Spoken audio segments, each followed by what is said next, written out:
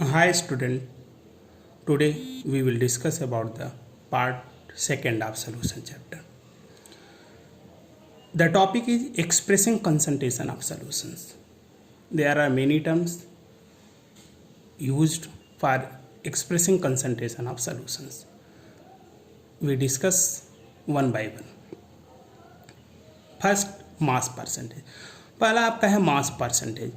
तो mass percentage of a component is equal to mass of that component in the solution divided by total mass of solution multiplied by 100. ये formula है मास percent of any component, किसी component का निकाल. ध्यान रहे student, component में दो word आते हैं, सल्यूट और सॉल्वेंट. किसी का भी मास परसेंटेज निकालना होगा, चाहे सॉल्यूट हो चाहे सॉल्वेंट, उसके मास को हम न्यूमरेटर में लिखते हैं और टोटल मास जो होता है वह हम डिनोमिनेटर में लिखते हैं. टोटल मास मीन्स होता है mass of solute plus mass of solvent, या सॉल्यूशन का डायरेक्ट मास दिया हो तो मास ऑफ सॉल्यूशन. एग्जाम्पल की बात की जाए, अगर कहा जाए कि 10% glucose in water by mass, 10% glucose in water by mass means that 10 gram of glucose is dissolved in 90 gram of water, resulting 100 gram solution. कहने का मतलब है 10% ग्लूकोज का यदि वाटर में सॉल्यूशन बनाया जाए बाई मास, इसका ये मतलब होगा कि 10 ग्राम ऑफ ग्लूकोज डिजॉल्व किया गया है 90 ग्राम ऑफ वाटर में, तब जाके 100 ग्राम सॉल्यूशन बना है. सेकेंड टर्म है आपका volume percentage. The volume percentage of a component is equal to volume of that component divided by total volume of solution multiplied by 100. इसमें भी अगर कहा जाए कि 10% इथेनॉल सॉल्यूशन इन वाटर, इसका मतलब होगा कि 10 ml of ethanol is dissolve in water to make 100 ml of solution. Third है mass by volume percentage. Mass by volume कहने का मतलब जो भी कंपोनेंट होगा उसका मास न्यूमरेटर में और पूरे सॉल्यूशन का वॉल्यूम जो होगा वो डिनोमिनेटर में लिखा जाएगा. देखें, mass by volume percentage equal to mass of the component in the solution divided by total volume of solution in ml multiplied by 100. Fourth term है पार्ट्स पर मिलियन. ध्यान रहे स्टूडेंट, पार्ट्स पर मिलियन तभी use किया जाता है when a solute is present in trace quantity. Trace quantity में present हो. Trace quantity मतलब एलिमेंट का कंसंट्रेशन लो हो, लो कंसंट्रेशन के हो एलिमेंट, तो element is in low concentration. फार्मूले की बात की जाए, ppm will be equal to number of parts of the component divided by total number of parts of all components of the solution multiplied by 10 power 6. ध्यान रहे यहाँ 10 power 6 का multiply होता है. ध्यान देने वाली बात है, the concentration of pollutants in water और atmosphere is often express in ppm.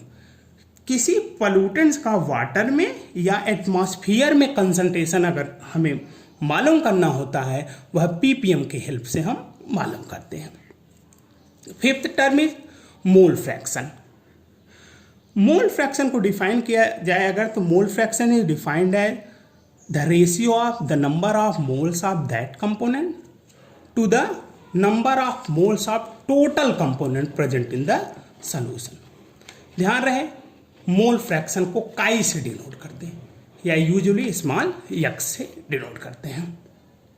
काई का सिंबल ऐसे ही बनता है. ध्यान है, mole fraction of component is equal to number of moles of that component divided by total number of moles of all the components present in solution. अगर example की बात किया जाए, हम बाइनरी सॉल्यूशन यदि लें, इन अ बाइनरी सॉल्यूशन दो component अगर हैं, एक ए है दूसरा बी है, पहले का मोल फ्रैक्शन यदि माना जाए काई ए, दूसरे का chi B, and number of moles will be N A and N B. Then the formula will be mole fraction of component A chi A will be equal to number of moles of A divided by number of moles of A plus number of moles of B. ध्यान रहे जिसका mole fraction निकालना होता है उसके number of moles को numerator में हम लिखते हैं, बाकी जितने कंपोनेंट होते हैं उनके नंबर ऑफ मोल्स को हम डिनोमिनेटर में लिख के सॉल्व कर लेते हैं. इसी तरह अगर कंपोनेंट बी के मोल फ्रैक्शन को निकालना हो तो chi B will be equal to number of moles of B divided by number of moles of A plus number of moles of B. ध्यान रहे देखें दोनों में डिनोमिनेटर में सेम है N A plus N B. बदलाव केवल numerator में होगा जिसके नंबर ऑफ मोल्स जिसके मोल फ्रैक्शन को निकालना होगा उसके नंबर ऑफ मोल्स को हमें न्यूमरेटर में लिखने होंगे. ध्यान रहे सबसे इंपॉर्टेंट चीज, sum of mole fraction of all components present in solution is always equal to 1. जितने भी कंपोनेंट्स किसी सॉल्यूशन में होते हैं उनके सबके मोल फ्रैक्शन का सम हमेशा 1 के इक्वल होता है. हमने बाइनरी सॉल्यूशन लिया था तो chi A plus chi B equal to 1.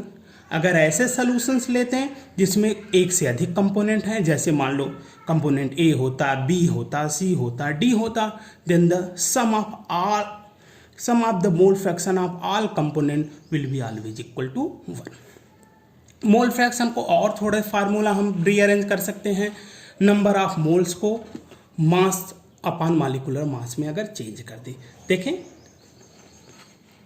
काई A equal to number of moles of A को हमने लिखा mass of A upon molecular mass of A divided by mass of A upon molecular mass of A plus mass of B upon molecular mass of B.